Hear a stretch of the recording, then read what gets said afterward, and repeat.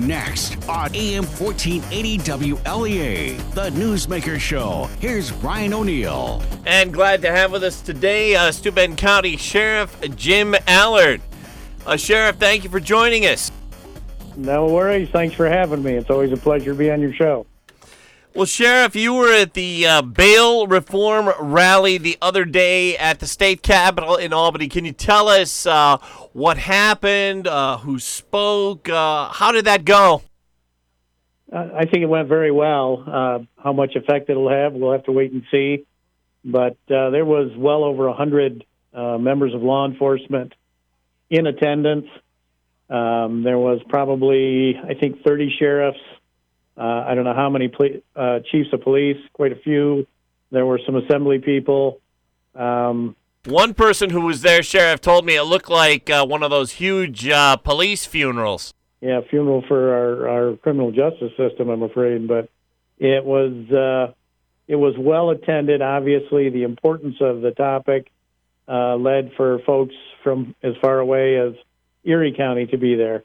I saw quite a few sheriffs from across the state that were there in support of reforming these horribly irresponsible laws. Sheriff, I'm wondering, I was talking to some law enforcement in Allegheny County. They told me there was a case over there in one of the towns where a suspect was taunting law enforcement, saying, "You're going to have to let me go, ha, ha, ha," and then proceeded to punch a police officer. Has anything like that happened yet in Steuben County? I know there was a case in Elmira where a suspect accused of meth possession and being under the influence of methamphetamines in Elmira is accused of roughing up a couple of police officers on the Elmira Police Department. Anything in Steuben County? Not along that lines, not that I've heard so far, but I know in the villages and the cities and with us, there's been several times where we've arrested someone and the person knows they're going to be released. They know that we're not going to hold them, and they'll state that. And a lot of times they've gone out and reoffended after that. It's so bad. On the way back from the rally yesterday, we stopped for lunch in Cobleskill, and the lady that was waiting at the counter put out her wrist together and said, "Take me away." The guy was in uniform. And I laughingly said, "No, it's a better punishment that you stay here and finish your sentence here." And she said, "Well, why would I have to stay when everyone else gets let go?" And, she was joking, but that's how prevalent that knowledge is, that, even folks that are just out in the public doing their work know that any criminal is going to get let go. Just reading a story online here from the Steuben Courier. And it said that at the rally earlier this week, lawmakers and law enforcement officials alike charged that the no bail reforms created this system that releases violent criminals back into the community without supervision and risks the safety of their victims, family members, trial witnesses, and others. Did anybody at the rally talk about that issue of witnesses' addresses, crime witnesses' addresses being given out to the defense right away, and any problems that could arise from that? They did. Sheriff Jeff Murphy from Washington County, who's the president of the New York State Sheriff's Association, spoke, and he's the one that started the Facebook page to collect data on folks that have been released to reoffend in association with the reform, and he must have read at least 15 different heinous crimes where people were released only to reoffend again across the state, including New York City, Long Island, all the way out across, and that's just touching the tip of the iceberg because these things are happening every day across the state. Reading here a quote from the rally the other day from State Senator Betty Little. It says, "Last year's so-called bail reforms got it wrong, and there's nothing wrong with acknowledging that, as many prominent Democrats, including Mayor Bill de Blasio of New York City and State Attorney General Tish James, have acknowledged it. I didn't know that they'd done that. Was there any information about the list of officials like that, like de Blasio or Tish James, who are renouncing the bail reform? Well, and they're not renouncing it publicly. That's the trouble. They're renouncing it privately or in interviews. I saw stats on New York City where I believe their violent crimes have gone up 32% since January 1, and their overall crimes, I believe it was 60% since January 1 from the previous year, from stats of the previous months in the previous year.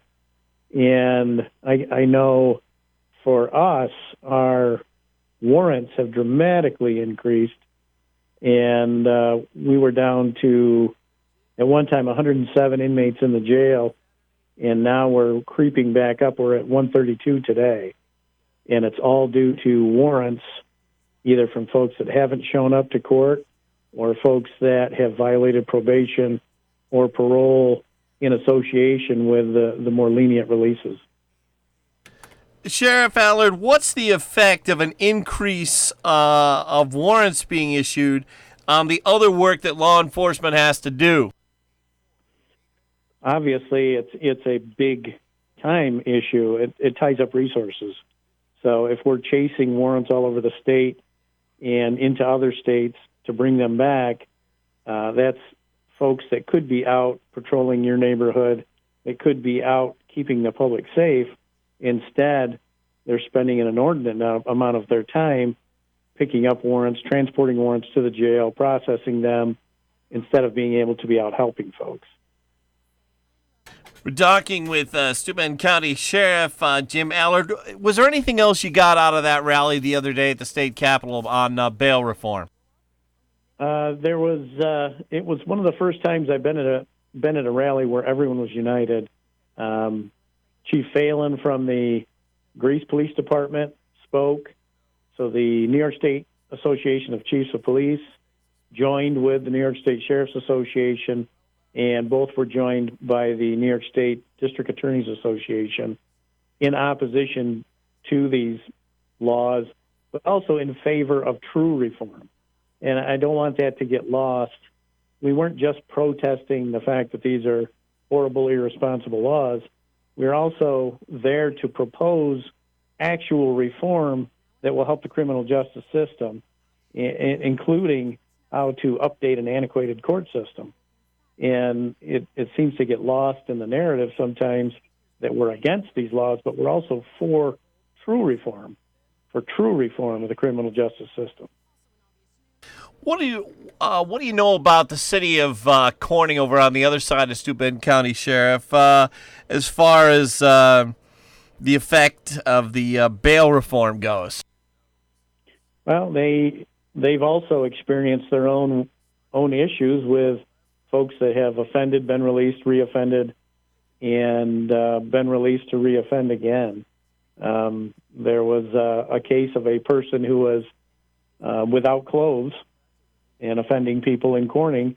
They got arrested, released, and rearrested again, and finally got remanded because of a fugitive from justice warrant that was found. I don't care what municipality you go to, everyone has a story of someone being irresponsibly released to reoffend again. Wondering, Sheriff, were there any stories from Rochester public officials or any Rochester law enforcement? The chief from Greece, which is part of Rochester, or a suburb of Rochester, he was there, and he spoke of issues that they've had, and there's no doubt in my mind that Rochester has experienced the same thing that we all have, except at a larger level with greater frequency due to the size and makeup of their population.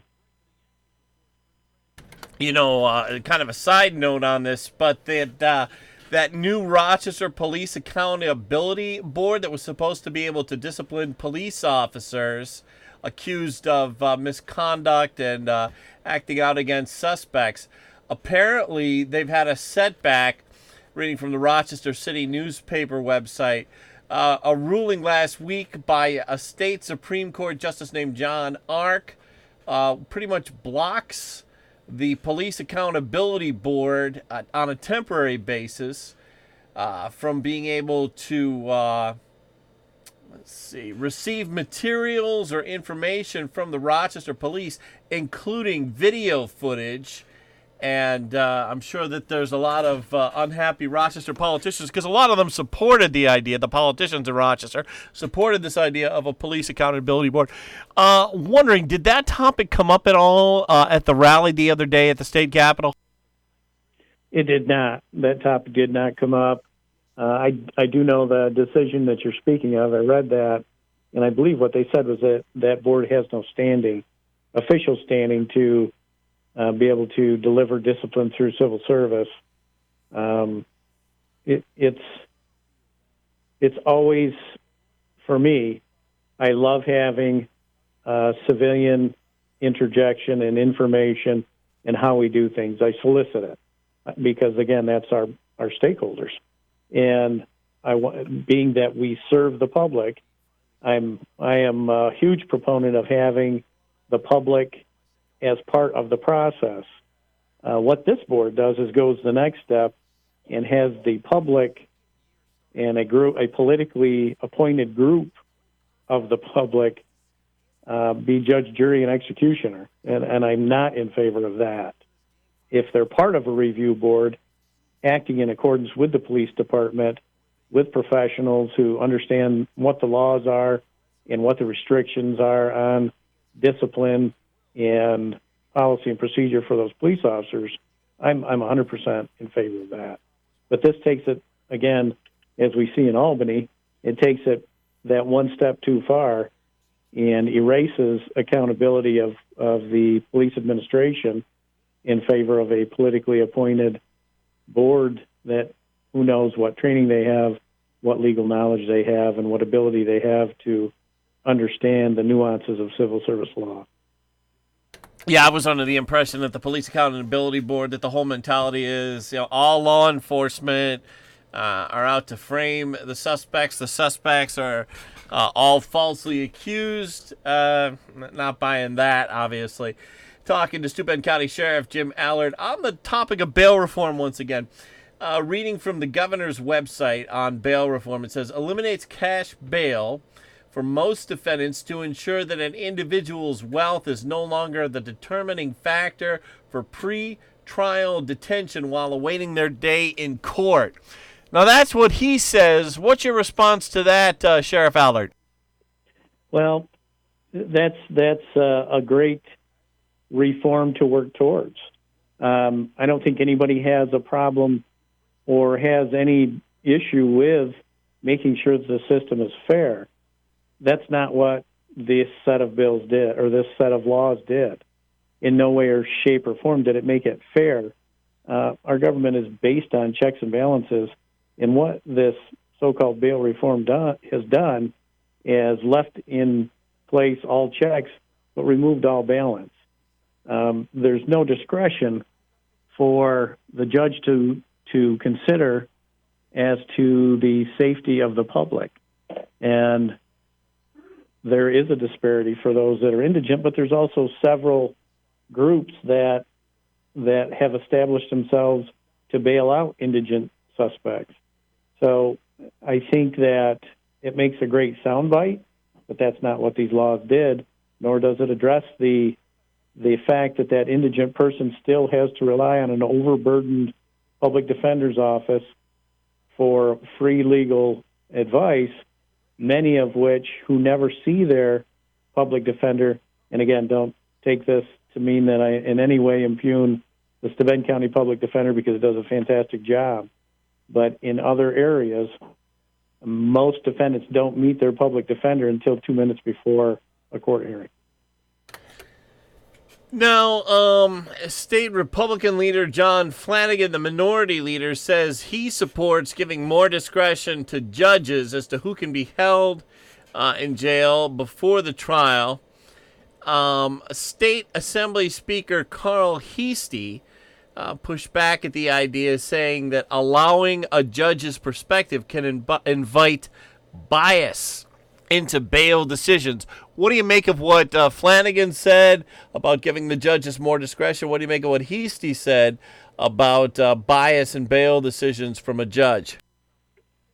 So again, if we're looking at true reform of the system, we would join the other 47 states that already allow a judge that discretion. We're only one of 3 states that does not allow the judge the discretion to look at the public safety need when they're determining whether or not to remand or place bail on a defendant.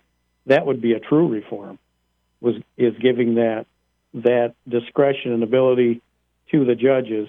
As far as Mr. Hasty, I guess, would you rather put your trust in a judge that you've elected locally to use their experience and knowledge of the community, or would you rather put your trust in Mr. Hasty, who's going to tell you from his perspective in New York City what we should do here in Steuben County? That's a pretty simple decision for me. Talking to Steuben County Sheriff Jim Allard. We're going to take a quick break. When we come back, we'll talk about the new app that the Sheriff's Department has out. Stay with us. It's not every day that history is made around here. But this year, you'll get to witness one of our area's biggest milestones. When the new St. James Hospital opens, you'll embark with us on a new journey, a new era, where you and your family will receive medicine of the highest order, right here in our hometown. And then one day, you'll say you were here when it all began. The new St. James Hospital, opening March 2020.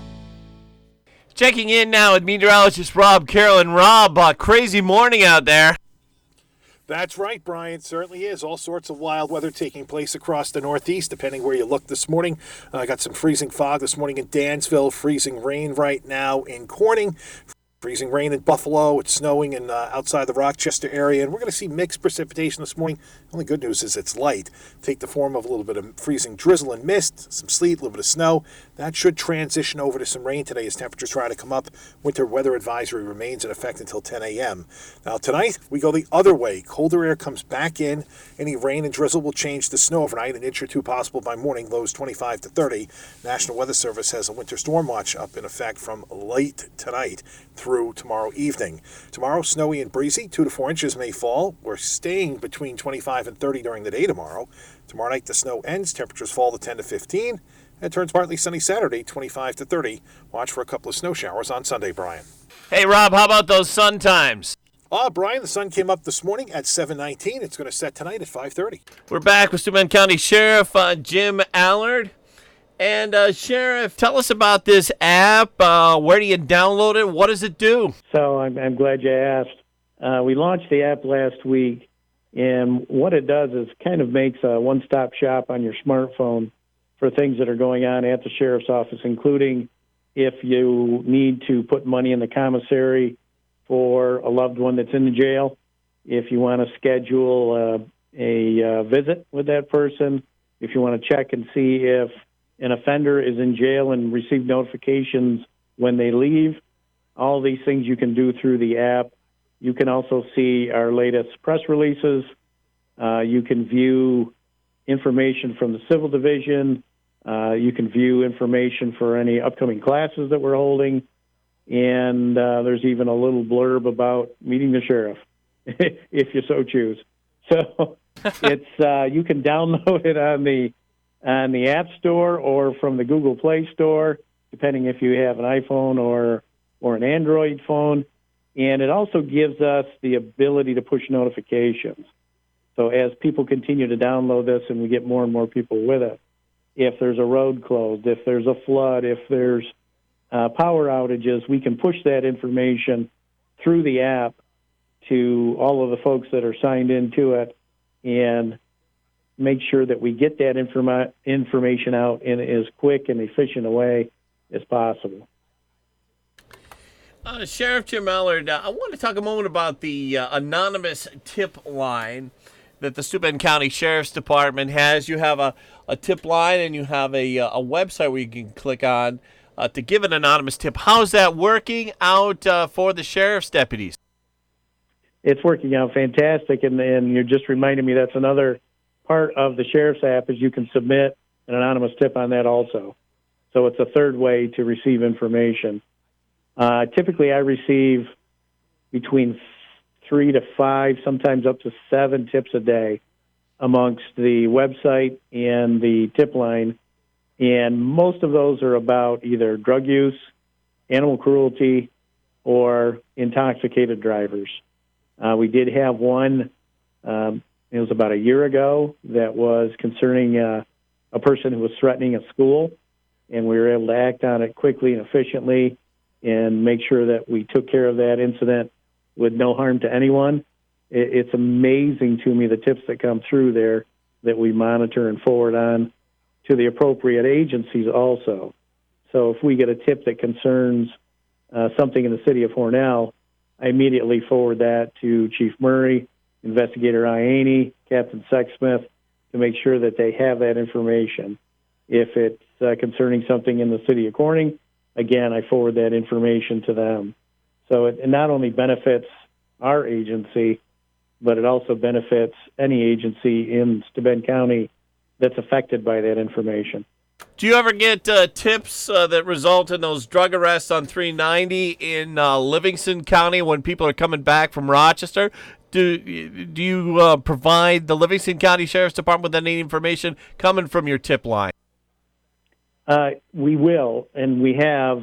Typically, the tips I get more are for Chemung County, the ones that I share outside the county. And, of course, about once or twice a month, I get one that's concerning Steuben County, Indiana. So right. we've become pen pals of sorts with Steuben County, Indiana Sheriff's Office by forwarding the tips to them that concern their residents. That's interesting. I have to watch out for that in the news department when I'm writing stories, Sheriff Allard. When I go to Facebook, if I'm a little tired, I have to make sure I don't click on the Steuben County, Indiana page. Yes. Yeah. We get I get a couple tips a month.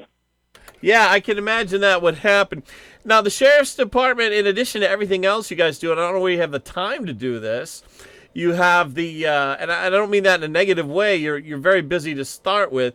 You teach pistol permit classes, pistol safety classes, boater safety classes. Can you tell us which of the officers teaches those classes? So the pistol permit safety courses and the pistol proficiency courses, we have 7 New York State certified pistol or firearms instructors through the Division of Criminal Justice Services. So we use them on a rotating basis in those classes. The boater safety classes are taught by our navigation deputies. They're part-time deputies that work specifically for the boat patrol on Keuka and Juanita Lakes. They teach those. We also do driver safety. We started doing that 2 years ago. It's the 8-hour course, I believe, or 6-hour course through the National Highway Safety, the one that you take to reduce your insurance, to get a break on your insurance, and that you also take to get points off your license. We also teach that one, and we have a group of, I think, 6 deputies that teach that. So we continue to provide as much education as we can to the community to meet the public safety need. We also teach Stop the Bleed and CRACE, citizens response or civilian response to an active shooter event. We've taught that to almost every school district in the county, and to, I believe we're up to 16 churches that we've delivered that to. We've been talking with Steuben County Sheriff Jim Allard. Down to about 60 seconds. Sheriff, was there anything I did not bring up, or did you want to tell us what that app download site is again? Again, it's Steuben County Sheriff's app, and it's on the Google Play Store or on the App Store for your iPhone. Sheriff, I want to thank you so much for joining us. Thank you so much for having me, Brian. It's always a pleasure to chat with you. It's AM 1480 WLEA Hornell.